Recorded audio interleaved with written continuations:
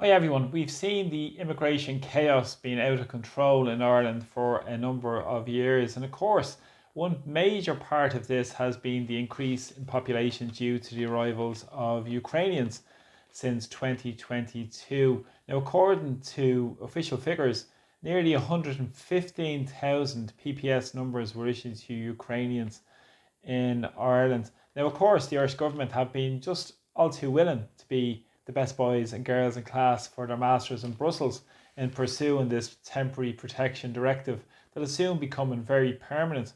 But really, in the last couple of days, a Department of Justice briefing document has come to light, which has revealed some really worrying sentiments in terms of the numbers of Ukrainians that are still coming to Ireland and actually have increased over the past number of months. Now, currently, there are 50 Ukrainians coming to Ireland per day.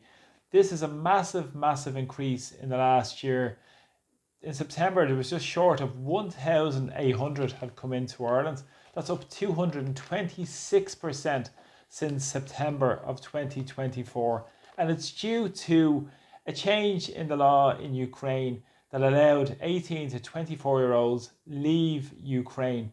Now, of course, the Temporary Protection Directive has been in train since March of 2022, and also we've seen that this is going to be extended until March of 2026. Now, it's enacted in Irish legislation under Section 60 of the International Protection Act 2015 because the Temporary Protection Directive was first issued back in 2001 to deal with a mass influx of people coming across the European Union. But the Irish government have now announced that they are running out of accommodations for Ukrainians coming to Ireland. Now, Jim O'Callaghan's response is going to be trying to reduce the offering to Ukrainians coming in.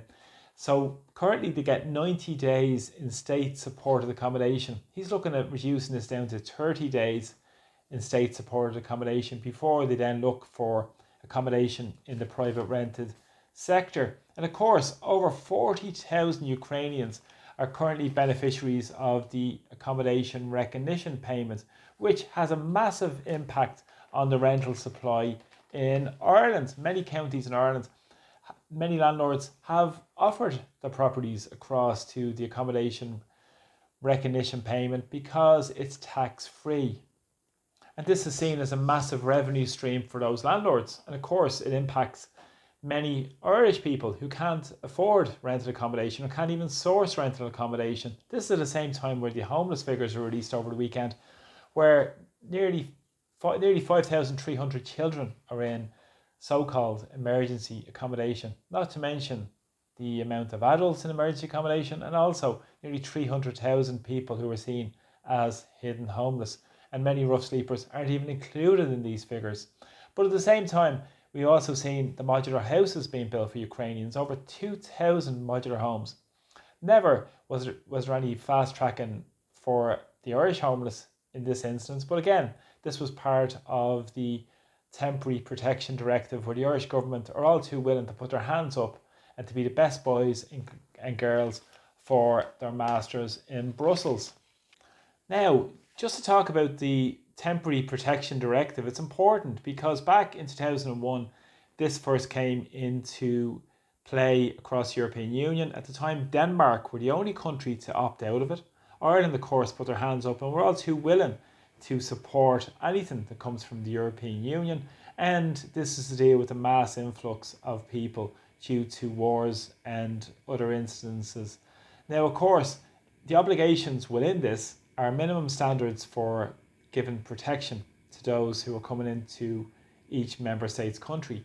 And of course, they're going to get suitable accommodation, social welfare payments, medical care, and the legal right to work. And they're going to be accessing training schemes, and wait for it, there's going to be family reunifications. So this is part of the European Union Temporary Protection Directive that was issued.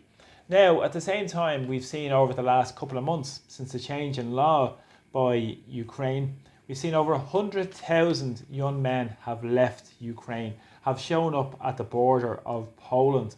Now, this will have major ramifications for Poland, for Germany.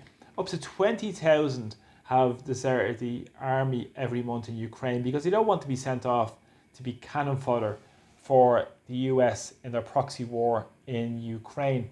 Now, nearly 300,000 have deserted the Ukrainian army.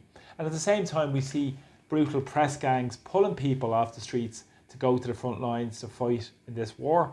And at the same time, we've also seen a massive offensive by the Russians around areas like Provosk, where they're nearly outnumbered, the Ukrainians, by 8-1 in terms of the Russian forces. And at the same time, we've also seen the European Union pushing this Rearming Europe plan. And of course, this has had major ramifications for Irish neutrality.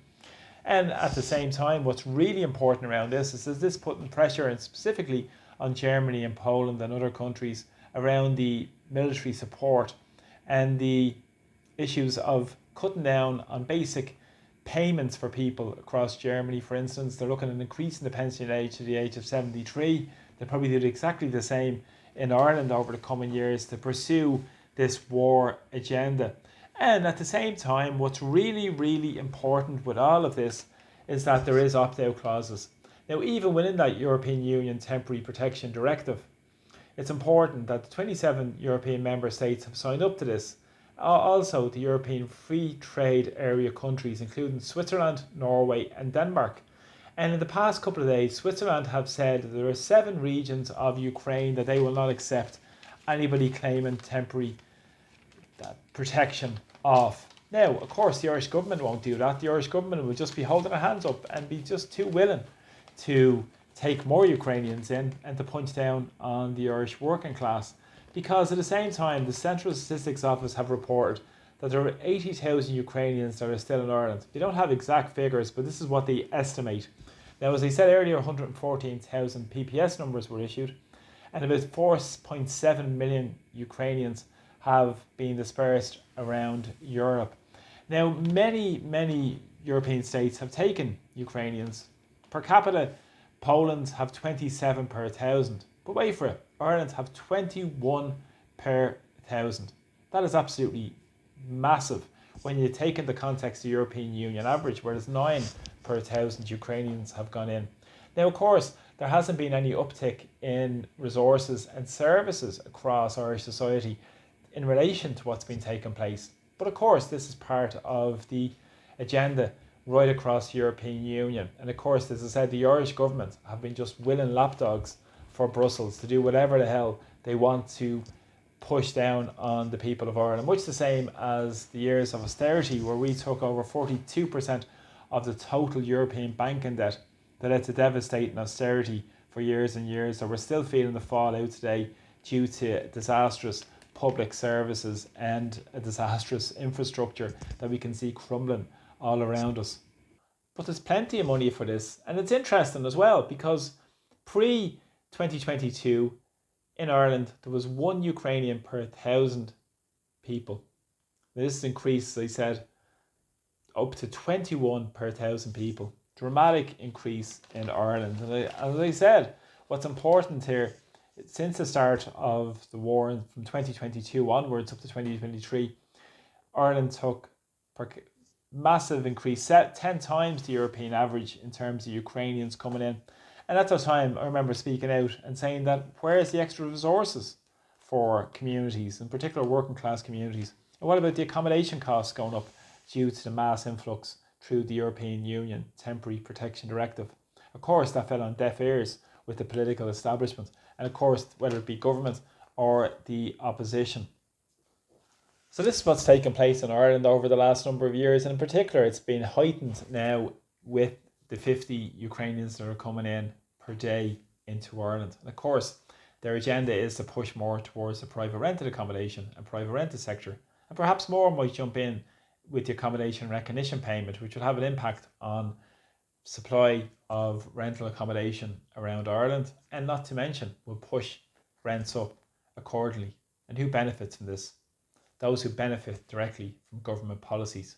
Of course, they transfer more public money into private hands through their so-called humanitarian fund. This is even touching the amount of money that's been spent on this in terms of a transfer of public wealth into private hands, whether it be commercial property owners, landlords, and of course employers that benefit from this, rather than looking after the people of Ireland. And Ireland has a constitutional right to seek peaceful settlements in international disputes. And of course, the Irish government have no interest in pursuing peace. They have more interest in standing up with their friends in Brussels and Washington, D.C., rather than serving the interests of the people of Ireland and standing up for Irish neutrality and Irish working class people who are left behind because of these devastating policies. So this is what's taking place in Ireland. Please share my videos, please subscribe to my channel, and thanks so much to everybody who kindly supports my work. I'm very, very grateful. Take care. It's long ago.